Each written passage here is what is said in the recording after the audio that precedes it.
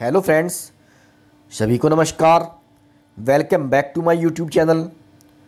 साथियों, जैसा कि आप सभी जानते हैं कि 16 अक्टूबर 2020 से निष्ठा प्रशिक्षण आरंभ हो चुके हैं। निष्ठा प्रशिक्षण 15 जनवरी तक चलने हैं, 15 जनवरी 2021 तक चलने हैं। इसी बीच हमको कुल मिलाकर 18 कोर्स करने हैं। अभी तक हम सभी टीचर्स ने 6 कोर्स कर लिए हैं और 16 नवंबर 2020 को मॉड्यूल नंबर 7, 8 और 9 का लिंक लाइव कर दिया गया है। अब 30 नवंबर तक हमको ये तीनों मॉड्यूल पूर्ण करने हैं। साथियों, आपके पास बहुत समय है। आप इन मॉड्यूल को पूरा करने में बिल्कुल भी जल्दबाजी न करें, क्योंकि आप जब प्रशिक्षण करते हैं तो उसमें आपका जब भी कोई सत्र पूरा होता है तो उसमें आपका टाइम लिखा हुआ आता है कि आपने इतना समय इस प्रशिक्षण को करने में लिया। तो मित्रों, आपका जो समय होता है वो दीक्षा पोर्टल पर दर्ज हो जाता है कि आपने कितने समय में प्रशिक्षण किया। इस प्रशिक्षण को करने में लगभग 3.5 से 4 घंटे का समय लगता है। आपको वीडियो को पूरा देखना चाहिए और ध्यान से सुनना चाहिए। कंटेंट जो आता है पढ़ने के लिए उसको भी पूरा ध्यान से पढ़ना चाहिए। तो साथियों, आज की वीडियो में आप देखेंगे मॉड्यूल नंबर 9 यूपी गणित का शिक्षा शास्त्र अंतिम भाग प्रश्नोत्तरी। साथियों, अगर आप मेरे YouTube चैनल पर पहली बार विजिट कर रहे हैं तो प्लीज़ आप मेरा चैनल सब्सक्राइब करें, जिससे आपको इसी प्रकार की अन्य वीडियो समय समय पर मिलती रहा करें। साथियों, मैं आपको बताना चाहूँगा कि मैं बेसिक शिक्षा विभाग से संबंधित वीडियो बनाता हूँ, जिनको मैं अपने YouTube चैनल पर तो अपलोड करता ही हूँ, साथ ही मैंने इनके लिए एक व्हाट्सएप ग्रुप भी बनाया हुआ है। अगर आप इस व्हाट्सएप ग्रुप में जुड़ना चाहें तो आप मेरे व्हाट्सएप नंबर 9897668080 पर मुझसे संपर्क कर सकते हैं। मैं आपको व्हाट्सएप ग्रुप में ऐड कर लूँगा। अगर आपको मेरे व्हाट्सएप ग्रुप का लिंक इस वीडियो के डिस्क्रिप्शन बॉक्स में भी मिल जाएगा। तो चलिए शुरू करते हैं मॉड्यूल नंबर 9 की प्रश्नोत्तरी। पहला सवाल, इनमें से किसी गणित को आनंददायी बनाने की जरूरत नहीं है? भागीदारी पहला विकल्प, दूसरा केवल समस्याओं के बारे में छात्रों को बताना, परिकल्पना करना और उनका सत्यापन करना, कार्य में मगन रखना। तो इस प्रश्न का सही जवाब है केवल समस्याओं के बारे में छात्रों को बताना। आगे बढ़ते हैं अगले क्वेश्चन की ओर। व्यंजक x+2 है। किसी ज्ञात और अज्ञात संख्या के बीच का संबंध, सिर्फ 2 प्रतीकों की नियुक्ति, 2x x की पावर 2। सही जवाब है किसी ज्ञात और अज्ञात संख्या के बीच का संबंध। अब हम एरो के निशान को टच करेंगे और अगले क्वेश्चन की ओर आगे बढ़ जाएंगे। निम्नलिखित में से कौन सा विकल्प सही नहीं है? गणित सिखाने में खेल का उपयोग किया जाता है, गणितीय समझ के लिए, बढ़ी हुई समझ के लिए। सही जवाब है, ये तो विकल्प सही है।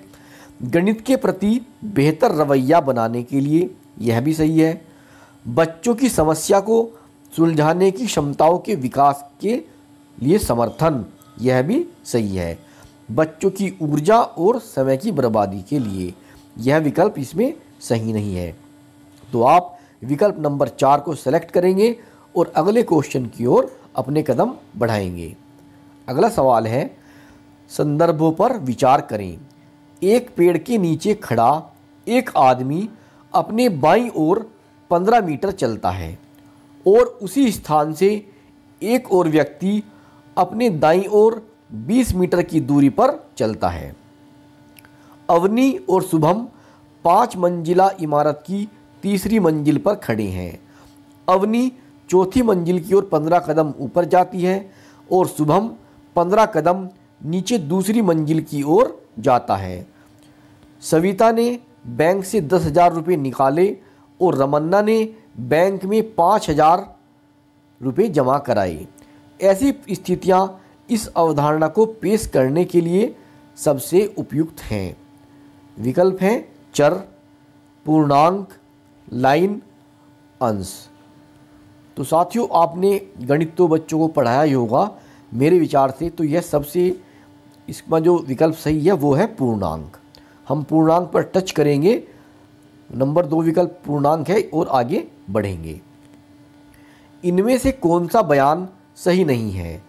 गणित की पढ़ाई करते समय बच्चे सीखते हैं सिद्धांत तैयार करना, विचारों को सामान्यीकृत करना, गणितीय बयानों को याद करना, तर्क के आधार पर बयान साबित करना। इसका सही जवाब है गणितीय बयानों को याद करना। यह बयान सही नहीं है, क्योंकि गणित सीखने की चीज़ है, गणित को याद नहीं करना चाहिए। गणित सीखने और समझने का विषय है। अगला सवाल, गणित कक्षा में बच्चों को गणितीय अवधारणाओं के बारे में उनके विचारों को पेश कर और चर्चा करना चाहिए। अध्याय के अभ्यास से सवालों के अलावा कुछ और नहीं पढ़ना चाहिए।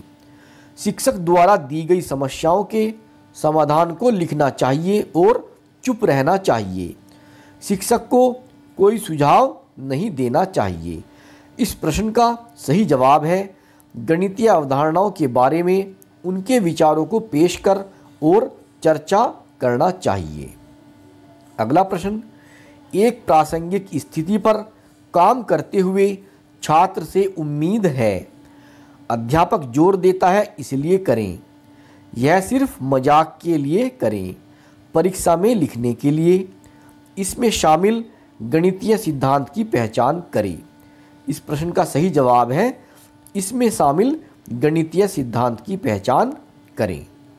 अगला प्रश्न, गणित में की गई गतिविधियां, पहला विकल्प छात्रों को तेजी से गणना के योग्य बनाती है।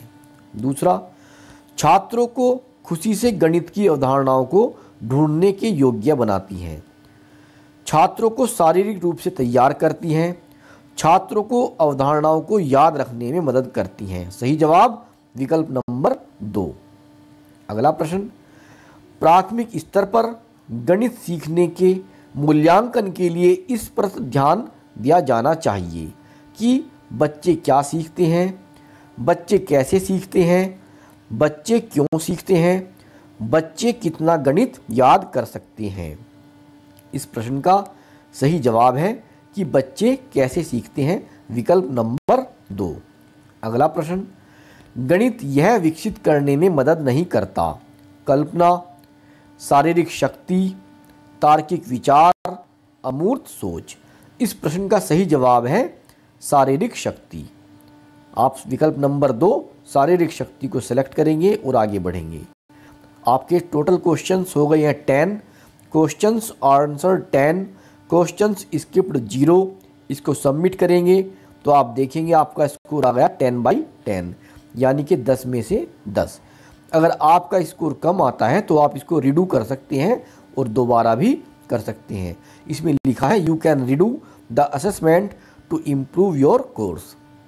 तो साथियों, इस वीडियो में इतना ही। मिलते हैं आपसे बहुत जल्द अगली वीडियो में। तब तक के नमस्कार। आपका दिन शुभ हो।